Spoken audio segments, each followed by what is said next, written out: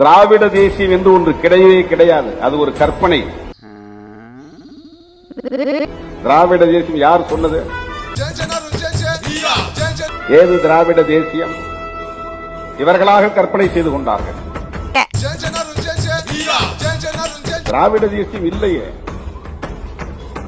திராவிட நிலப்பரப்பு ஒன்று கிடையாது.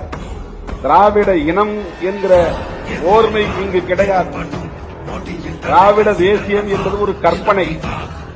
அன்றைக்கும் சொல்கிறோம், இன்றைக்கும் சொல்கிறோம். கொஞ்சம் வெயிட் பண்ணுங்க. திமுகவை விமர்சிக்கிற பேர்ல திராவிடத்தை விமர்சிக்கிறான்.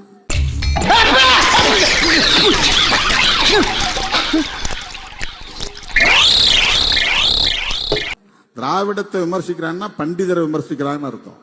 பண்டிதருக்கு தெரியாத ஞானம் இவங்களுக்கு வந்துருச்சா? இவங்க அவ்வளவு பெரிய இன்டலெக்சுவலா? இவங்கெல்லாம் பெரிய ஞானிகளா?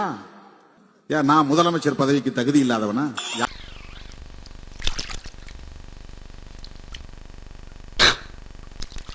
எனக்கு என்ன தகுதி இல்லையா? என்ன துணை முதலமைச்சர் அப்படின்னு சொல்றீங்க?